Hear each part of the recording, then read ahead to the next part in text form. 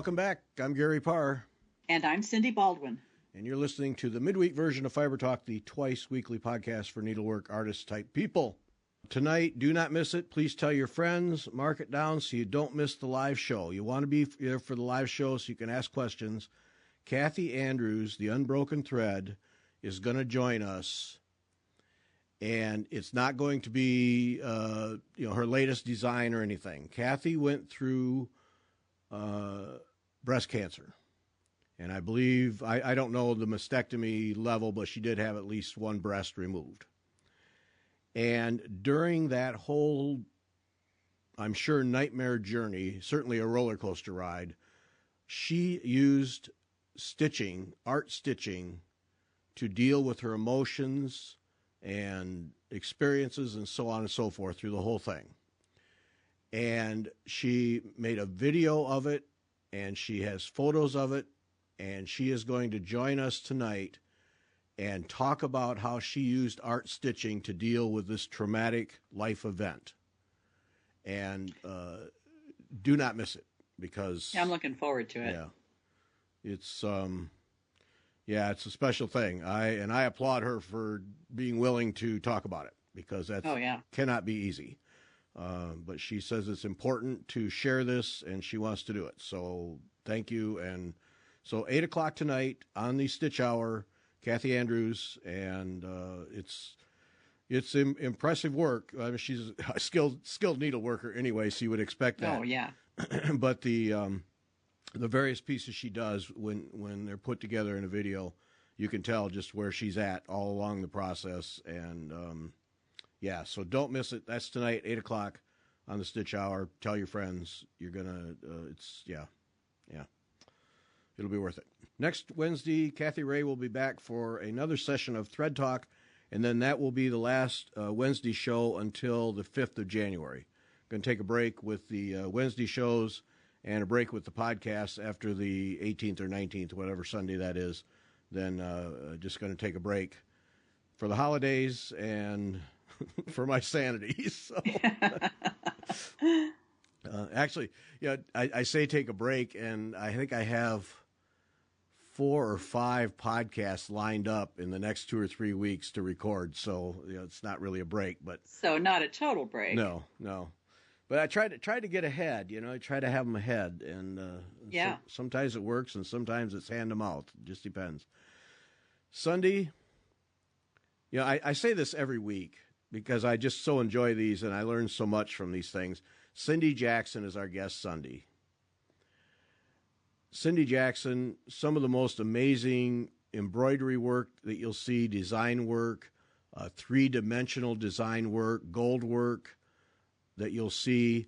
But then on top of it, just an incredible story of research of really old 15th, 16th century embroideries, Tudor embroideries. That's where she really specializes. The whole story with her is absolutely amazing. Learning how those are put together, emulating them, borrowing the techniques and using them, adapting them with today's threads, because the threads they had those days don't exist anymore. Mm-hmm. On and on and on. We recorded a full hour with her, and there's easily another hour and a half show we could do just talking about what she does and what she knows. It's special stuff. It really is. So that sounds great. Sunday. Yep. Yeah. I just get excited about these things. Sorry. Oh yeah. I do too. You see stuff on Instagram and Facebook and websites and all that kind of stuff, but it's when you get to hear them talk about their art and answer questions, it really makes it a much fuller experience. Yeah. Well, exactly. And well, that's why we do these interviews with these designers, because it is absolutely amazing all over the world what people know, what they've learned, the research, the studying that so many people do that just broaden our horizons about needlework. Mm-hmm. It's just amazing, and she's just one of many. Well, not only what they do, but also their inspiration. Yes. Where they come up with their ideas. Yep. And then how they realize those ideas in their needle art. Mm-hmm. Yeah. Just amazing. Yeah. Oh, these artists. I don't think I'll ever not be amazed at how these artists see things, and like you said, yeah, inspiration, and all of a sudden they have this idea that, where did you get that? Yeah. Yeah. Yep. Yeah. So Cindy is Sunday. Do not miss it. You will not regret spending an hour listening to that, because that is, it was really, really enjoyable. Now, okay, there's a thing we were talking about ahead of time that I think we need to get out for people who are interested, because you're president of Cyber Pointers, right? Uh-huh. I asked you that to confirm what we already know. So yeah, that was just yes, really, I am. That was just really dumb, but whatever. But this whole program of Hearts for Hospice. Yes. When I was in Illinois, the Fox chapter did that a couple of years. I don't know if they still do it or not. One of the coolest programs, and you could, if you're not a member of A&G or not a member of an A&G chapter or whatever, you can still do this. Tell what you can about the Hearts for Hospice program, because it really is neat. Okay, so just to let people who don't know, Cyber Pointers is the online chapter of the American Needlepoint Guild. And one of our outreach programs, excuse me, is to support the Kansas City Needlework chapter, and I forget what their name is, in their Hearts for Hospice program. And so what this is they have published in the A&G magazine, and I think it's somewhere online also, a heart shape that is their standard shape for this project. And anybody can stitch a heart in any technique they want and send it to the Kansas City chapter, and they will finish it into an ornament. And then those are given to their to their hospice program. And when a patient is nearing the end of their life, they'll hang one of these hearts on the doorknob to just let everybody in the building know, that someone is nearing the end. And then when the person passes, the heart is given to their family. And so I've been working on these hearts for a while.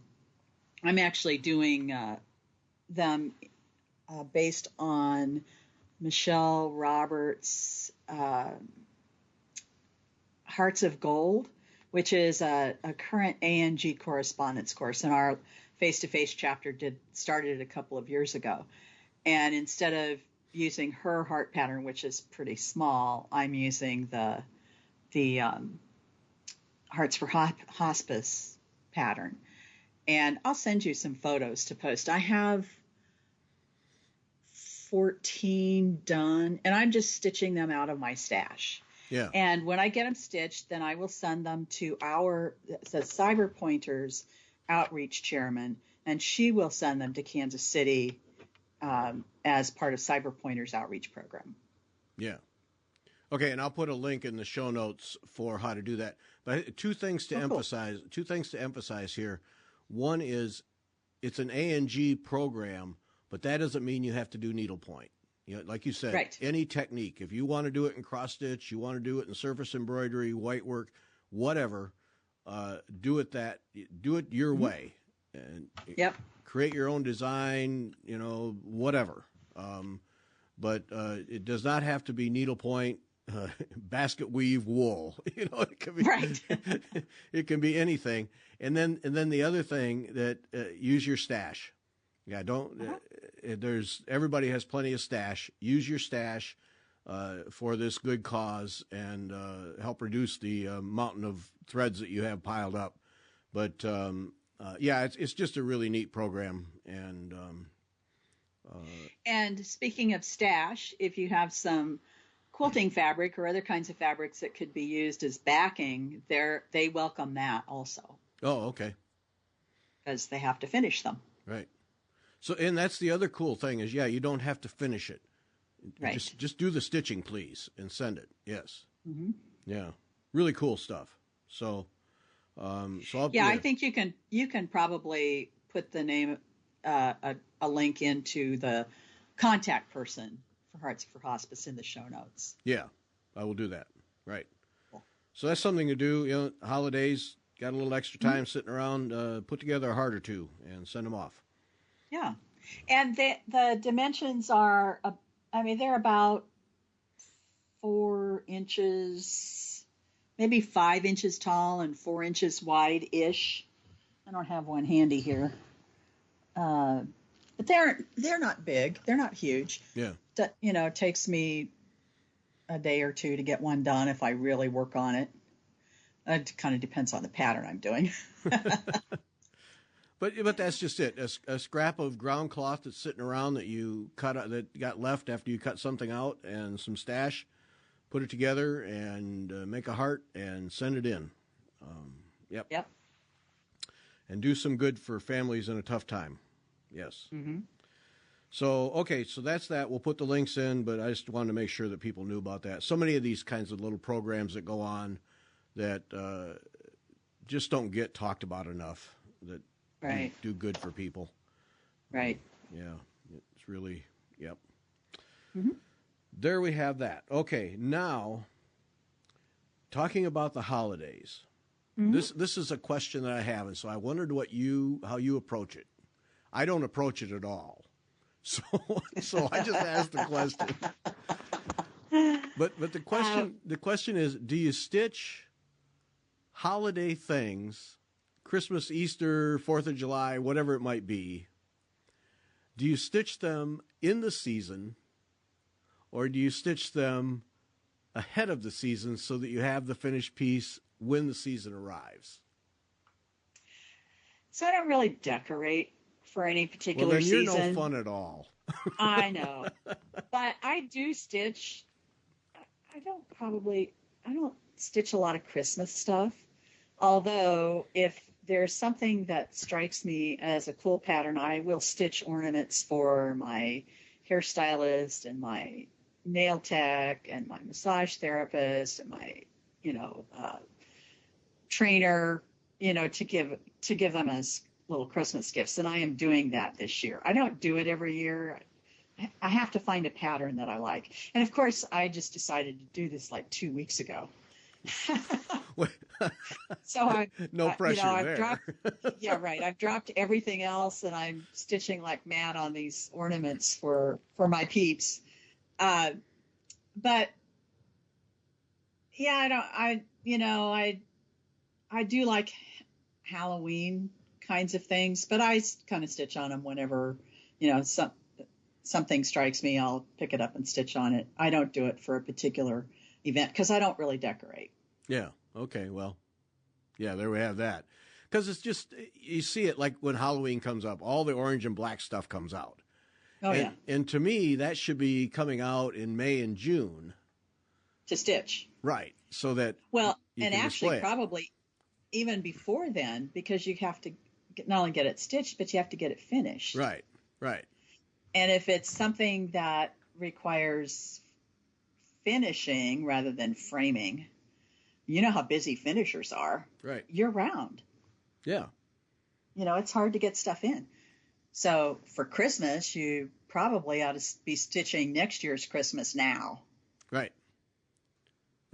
At least 4th of July stuff, red, white, and blue now. Yes. Unless you finish it yourself, and then it doesn't. Yeah. I just think it's interesting because, you see that where do we plan ahead, or is it the excitement of the season that makes you want to do red and green or pastel colors for Easter or spring or whatever? Yeah, I don't know. Yeah. Well, and of course, the designers are all working, probably 6 to 12 months ahead. Right.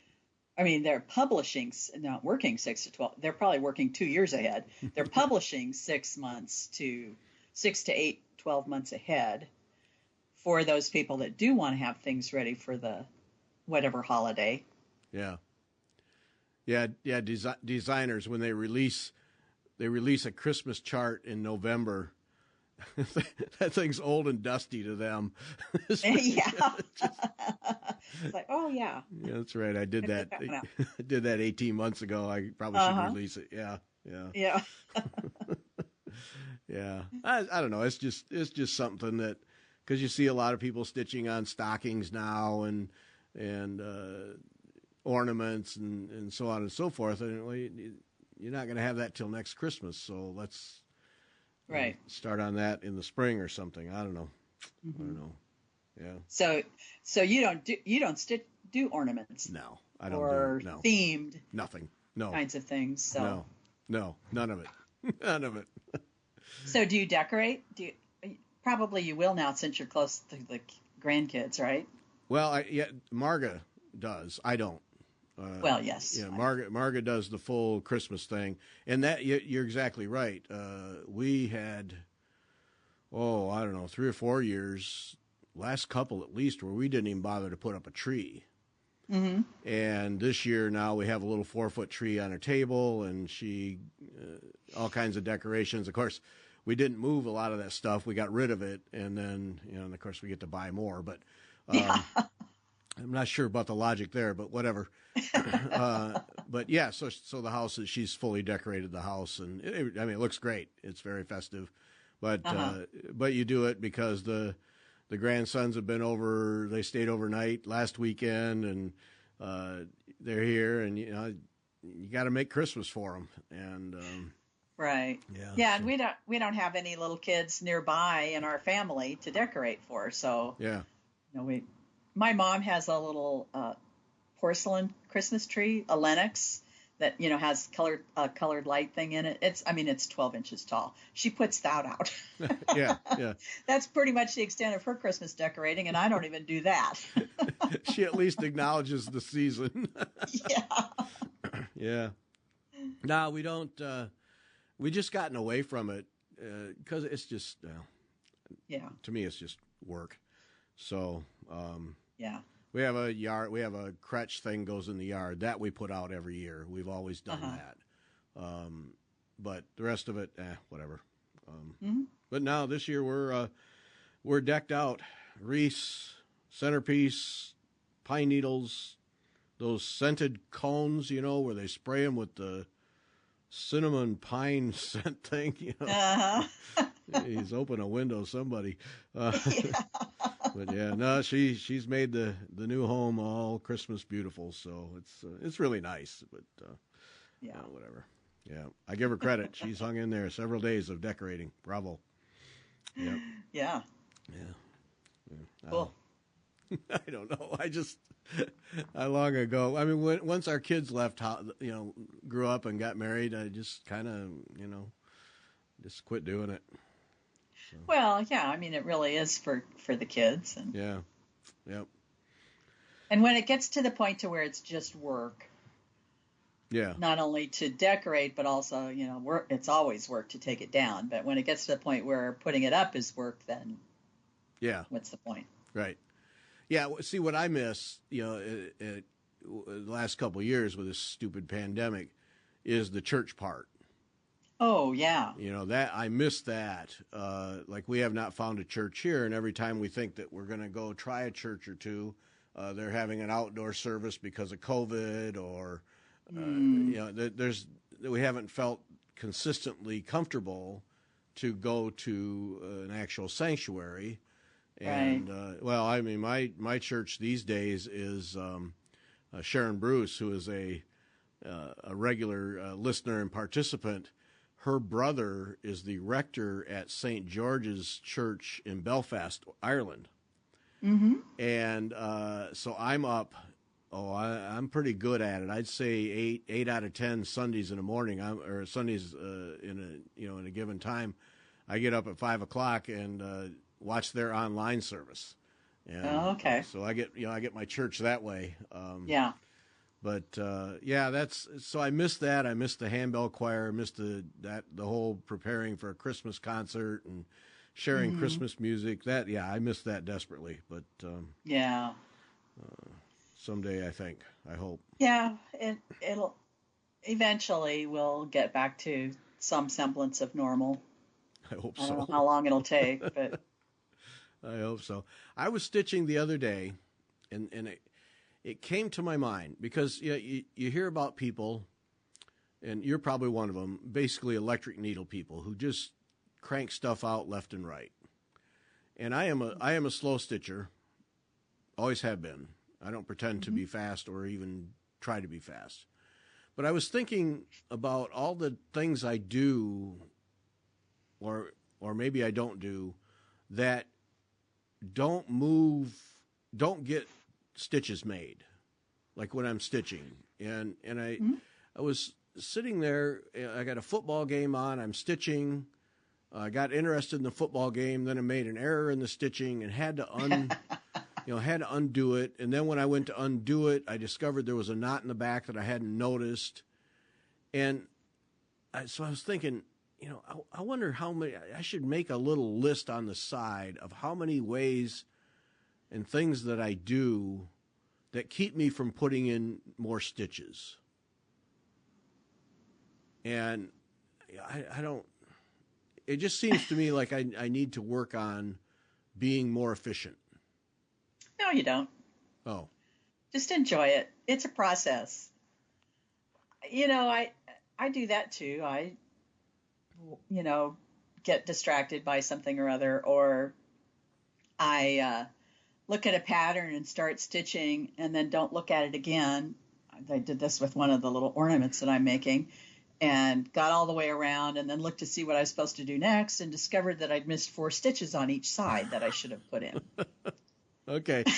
Oh, good. That made me feel better. Thank you. Because I, thought I knew what I was doing. Yep. So, out come the scissors, and I just cut the whole thing out and start again, looking at the chart more carefully, more frequently. Yeah. It's all part of stitching. I don't really think too much about what keeps me from producing whatever. I do like to finish things. I am a finisher. I want to get stuff done. Yeah. But I also like the process. So knots on the back, making mistakes, unstitching, that's all part of the process. And yeah, it's frustrating if you have to, and if I've made a mistake and it doesn't really affect what I've done, like on a cross stitch or something, a lot of times you can get away with fudging things on a cross stitch, Right. or even a needlepoint. If you can live with the mistake, that's fine. If I can't live with it, then I take it out. And that's just part of the process. Yep. Well, So I don't really get too carried away with it. Okay. All right. I feel more normal then. Okay. Yeah. Because I was cooking along on this motif on this reproduction sampler, and there's a little a vase, and so I put in enough of the base of the vase so that I could do the branches for the flowers. And I get up to the main flower, and I had it just about done, and that's when I discovered a knot on the back, and it was one of those where I can't deal. I have to have the knots out. I can't leave those. And I don't like knots either. So I undid the knot in the back, and sometimes you can pull the threads through, but this particular one, it was branches and it meandered all over the place. So to correct that was going to take far more time than it was worth. So I'll come the seam rippers and just take it out and and then once you take it out, then oh geez, I really need to go back to here to get a good clean start. And yeah, so that's what happened. It's all part of the process. Yeah. A few curse words and. Yeah, there were a few of those. Yes. Yeah. I expressed calling my yourself feelings. an idiot, and Yeah. Yeah. Oh yeah, I expressed my feelings quite clearly. Yeah, to no one, to absolutely no one. Yeah, right. Another good thing about having your own space, right? Right. Yeah. No, I was quite clear about my feelings. Yeah. Yep. But you didn't turn off the game, did you? No, I did not. I hung in there with the game, and actually, once I got it torn out, I just put my feet up and watched the rest of the game. Yeah. Yeah, and so I found that is a key thing for me. If I've made a mistake and it's a significant one, I take it out, and then I usually stop unless I feel like going ahead and stitching some more. But I make sure that I have taken the mistake out so that when I start stitching the next time, I don't have to undo. I can just go ahead and stitch. So you're a positive note to start. Okay. Right. Yeah. Yeah. Well, yeah, because, you pick something up and you go, oh, God, I've got to fix that. Yeah, I forgot that I screwed this up. Now I've got to fix it. And then, by the time you get that all taken out, maybe you don't really feel like stitching, so you put it down. Yeah. Yeah. Well, so I've done that. Even I used to make a lot of my own clothing. I did the same thing then. If I made a mistake and had to rip something out, I ripped it out before I quit stitching. Okay. And then when I came back to it, I could sit down at the sewing machine and put, just start fresh and put it together. Mm-hmm. So that's just a practice that I've used for a long, long time, and it serves me well. I guess I can't say I probably do it all the time, but I try to do it most of the time. Yeah. Yeah, no, I do that too. I rip it out. If I've got it there, I will rip it out before I walk away. But and a lot of what drives me to do that is because at that moment is what I remember what the problem was, and I remember and I know then how far I have to go back so I can start clean. And the times that I have not, it actually made it more work because I couldn't remember. I couldn't remember where the last thread had ended. Or, good point. Yep. And so I do it while it's fresh in my mind, and then I usually try and get going again before I leave it. But like the other night, I ripped it out and I was just really irritated. So it's sitting there. And then I haven't gotten back to it. So it's just sitting there right now, ready to go. But do you take one thing that I was taught and that I do try to practice is when you end a session, when I end a session anyway, I always start the next thread and get a stitch or two in. So that when I sit down to stitch, then I just pick it up and go. Do you have any tricks? Do you do any tricks like that? No. Okay. I usually will end a thread and then just stop there, so that and of course that makes it a little more difficult for me to pick up because I've got to decide which where I'm going to start. So I'm working on a cross stitch piece right now that's kind of complicated, and when I start the next thing, I have to kind of figure out where I want to go next, and so if I did what you suggested, I would be able to pick up my needle and start stitching instead of having to take time figuring out what I'm doing next. Yeah. And I've heard you mention that before, and I don't think to do it, but I think it's a good idea. On needlepoint pieces, I tend to just end my thread and then rethread when I'm ready to start stitching again. I don't leave a thread hanging on those. Usually. Sometimes I do, but most of the time it's not a matter of starting the next thread to be ready when I start stitching. It's because I got interrupted in the middle of something and had to put it down. Yeah. Now that really has served me well, is because then I pick up. I don't have to figure out, well, what color was it? Where am I at? Where was I? What was the stitch path I was on? Right. I can just pick it up and go, and it does. For the most part, it gets me off and running and making progress right out of the gate, and then rather than having a month, because you can spend a lot of time just getting reoriented, especially if it's been 3 or 4 days. Oh yeah. Getting. Oh yeah, that's right. We're working on this, and this was going here, and I need to do this, and find your spot on the chart. Yeah. Do you mark your charts?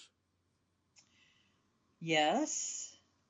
And said that kind of in a qualified way because that kind of leads us to one of the other topics we had, and that's going paperless. I've just tried that recently. I don't know. I can't remember if we talked about this before. The cross stitch project I'm working on is a really old chart, Mm-hmm. and it's so old it's hand drawn, and I don't know how many different threads there are, but there's a number of them, and so many that she had to go to letters for symbols. Mm-hmm. After she used up all the symbols she could come up with. Hand drawn on basically what is an 11 by 17. So it is a chart, on cardstock, Yeah. and folded in half to make a leaflet. And I was having trouble reading it, and so I tried enlarging it, and then I just had big pieces of paper that were hard to handle. So I took it back to a copy place and had them scan it for me. Mm-hmm. And I tried opening it in, oh man, I can't remember the name of that software that all the Hague people use. I tried opening it. Yeah, I tried opening it in that, but it scanned just slightly off square. Oh. And so the program couldn't read it. So then I opened it up in Adobe, and that works great. And I can mark off what I've done, which I don't really do it as I go. I kind of stitch a lot, and then I go back and mark off what I've stitched. I don't mark it off until I've done the back stitching, because the back stitching, Well, that's interesting. Okay. Crossed off with Adobe, it's not like marking off each square. I'm, using a highlighter and Right. covering whole lines, and it's opaque, so I can't see the back stitch. So I don't mark it off until I've done all the back stitching, and I do the back stitching as I go. I don't wait to do it till the end. So and the nice thing about it is that I can expand it. If I'm having trouble figuring out what the symbol is, I can enlarge it a little bit on the screen, and that helps me figure out what it is. I like it a lot. Okay. I can, my tablet it's not huge. It's, easy. It's a little too heavy to rest on my scroll bars, because I don't, the floor frame I have is an Artisan Designs, and it just holds the frame on one side, like most of them do. Yeah. Yeah. And if I put the tablet on the scroll frames, it drags it down too much, on the side away from where it's clamped. Right. But I have a separate arm on my frame that holds a place for threads and stuff like that, and it has a backboard that I can, I could put a chart there if I wanted to, but instead I put the tablet there. Yeah. And I can pull it close, and I can, see it easily, and it's working really great. I really like it a lot. That's interesting. Yeah, because I've wondered that, more and more designers are making charts available as PDF downloads, and I got to believe that trend is going to continue. And I use Goodreader when I have done it. I've scanned on my printer, scan the piece, and then make a PDF and put it in Goodreader. And then I just discovered a new piece of software for PDF reading that looks like it has better annotation flexibility. It's called Flexil, Flexcil. Okay. And I just played with it a little bit, but it looks like it has really flexible and useful annotation capabilities. And so it was free. And so I'm trying that out. What I've learned, this whole question of whether to go paperless is interesting. What I've learned is when I got my iPad Pro, one of the pieces of software that I bought was Good Notes. So there's there's Good Reader, which is a PDF handler and reader, and then there's Good Notes. And I use Good Notes for everything. Like I don't use paper at all for work or really for anything anymore. It's pretty rare. I think the only time I print out anything on paper is for the Wednesday night show because usually my tablet is being used as a camera to display photos or whatever. So I will print the notes out for that. But like when we record these things, everything is on my tablet, all of our notes and everything. Yep. So I'm not using paper at all. And so Good Notes has proven to be really effective for that. But as a PDF reader, it's not the best. So Good Reader is what I've used, and then this Flexel, and there's 2 or 3 YouTube people, mainly students, who do videos about how to take notes in classes and how to fix them up so that they with illustrations and so on and so forth. And they're really quite impressive in what they do. And so I follow 2 or 3 of those, and I've learned an awful lot about going paperless and how to take advantage of this software, various packages, so that you can really have everything and anything that you would normally write down available to you and have it editable and changeable and all kinds of things. So it's an interesting thing, and I just wonder, if we're as stitchers, if we should be heading in that direction. Is there real benefit? And and of course, there's always going to be people who say, I got to have that paper chart.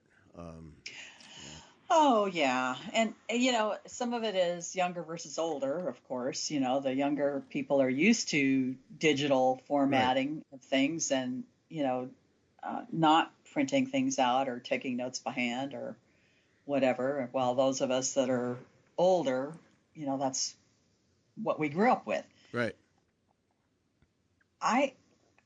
I guess I've got so much paper, I don't really need any more paper.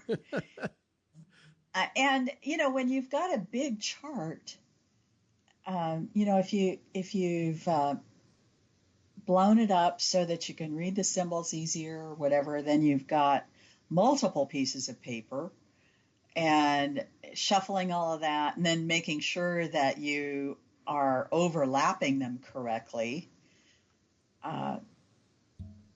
Especially if you've blown it up so that you don't see what the chart has for overlap, because most charts that are multiple pages do show where the overlap is. You really have to pay attention. Pattern Keeper is what I was trying to think of, and I've got an Android tablet. I don't think they have Pattern Keeper for iPad yet, but I think I saw something that said they were coming out with it. But, I did pay for Adobe to get the ability to annotate. Mm-hmm. The free reader, you can see stuff on it, but you can't annotate or mark things off. Right. So I went ahead and paid for the basic subscription. It's not all that expensive. And I think it was worth it, because I really have, it's helped me move through this, I think, quicker. Mm-hmm. Yeah, I think it's something to look at, but then when I look at, like if I'm doing a reproduction sampler, then I will copy the chart and then I cut it up. Right. And put that, so that's under my magnifier. So when I'm stitching, I can see the chart right there under the magnifier, right next to the stitching. And so, yeah. Uh-huh. And I think that's great for something that it has discrete elements. What I'm working on, it's not a HAID, but it has an awful lot of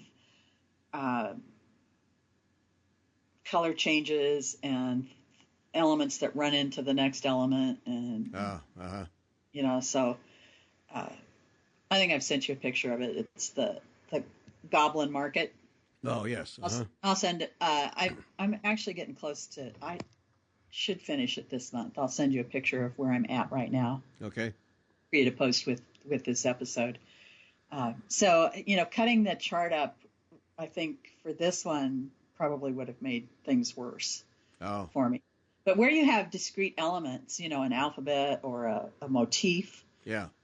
I think that's a great way. And I cutting things up is, kind of taboo to me. I don't even write in books. But of course, you make a copy of your chart and cut that up. Nobody cares about that. Right. So yeah, but it never would have occurred to me to cut something up. Right. Well, and that's where it really pays off with samplers is exactly that. I make a copy and I cut out the motif I'm working on, and then it's all right there, and I'm not looking over to the left or up or down or whatever. I'm just looking into the magnifier for the whole thing, and it does make it much more efficient. And then when that particular motif is done, into the basket goes the little scrap, and out comes the next one. And yeah, it does work really well. So. Yeah, I don't know. The whole paperless thing, I can see a path that makes it the norm, but then it seems like there are always going to be exceptions where you just can't. You really need to have a piece of paper to do the job right, and but I think we're getting to the point where the printing of charts is going to start to dwindle, and more PDFs. And it's interesting from a local needlework store perspective too. Is can you free up some shelf space because you don't have to carry a bunch of charts, and then do you have them all on the website, and somebody just pays to download the PDF? Think of the additional charts you could have. Yeah, it'd be interesting to talk to somebody like Kathy or Deb at Stitchville to see, if that's something that they're thinking about. Those two shops in particular are both really large shops. Yeah. I've never been in Needle in a Haystack, but it has to be a huge shop. I would think. With all the stuff she's got. Oh, well, and the attic. That's a pretty good size shop, right? Yeah. Yep. But there's so much that they can't carry because they only have so much room, and they've got to have all the threads and everything. So maybe they have a good photo or a model. Yep. And they say, if you want this, pay for it and we'll give you an access code to download it. Yeah, I don't know. I wouldn't be surprised if that isn't where things head eventually. And especially as more shops close. And, I think a lot of designers will decide to have their own. A lot of the designers now have their own websites. Yeah. That you can purchase charts directly from them. I struggle with that. I do too. I really do, because if you're gonna be a designer and you're gonna offer your charts for sale on your website, but then you're counting on stores to kit them up. Is it at cross purposes? I wonder about that a lot. How is that relationship between designer and stores going to evolve because a lot more of the designers are making PDFs. Here, buy it from me, download it. Yeah, I don't know.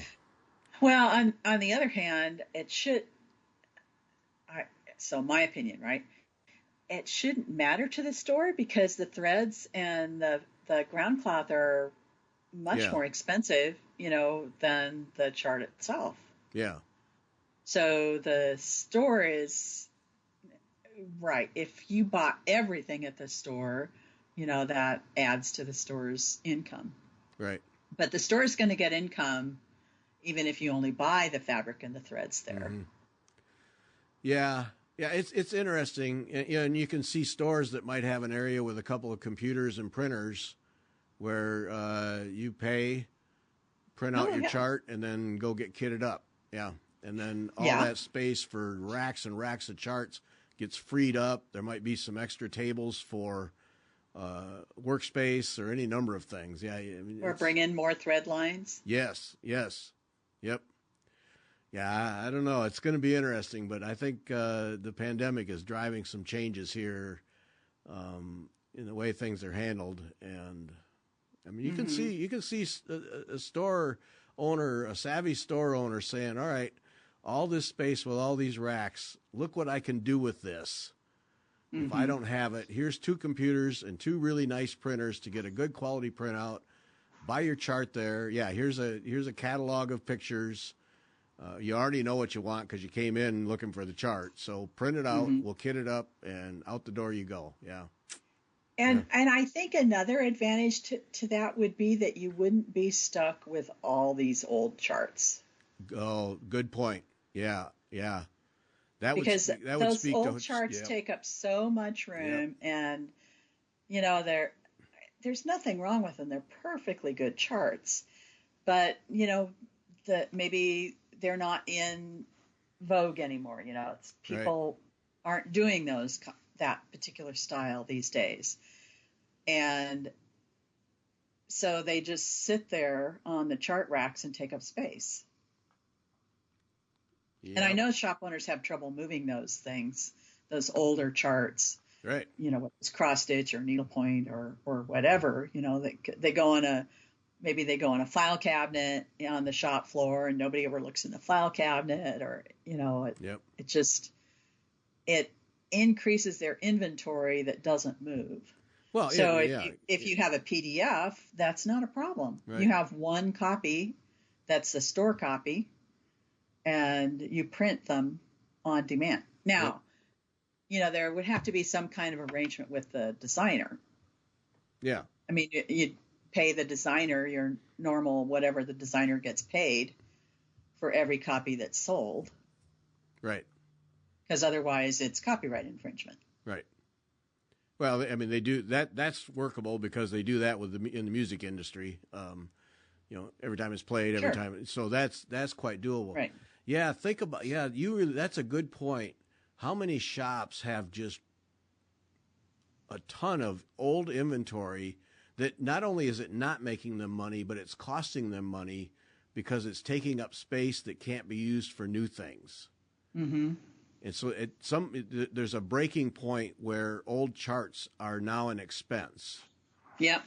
And I would think so. Yeah. I know for a fact that there is. And so they're an expense, and you basically put them on sale and give them away just to get them out because you're eliminating expense. Mm-hmm. But yeah, if all those were just in a database and all that space could be a whole new line of threads. Yeah. I think we just invented a new shop, new kind of shop. I think we just did. All right. Well, on that very positive note, why don't we just stop? We just solved all the world's problems, so let's stop. Okay. All right. That's going to be it. Join us tonight, Kathy Andrews, Art Stitching with Kathy Andrews. Do not miss it. Sunday, Cindy Jackson. Don't miss that. Thanks, Cindy. That was fun. Thanks, Gary, and happy holidays to everybody. Yep. Thanks for listening.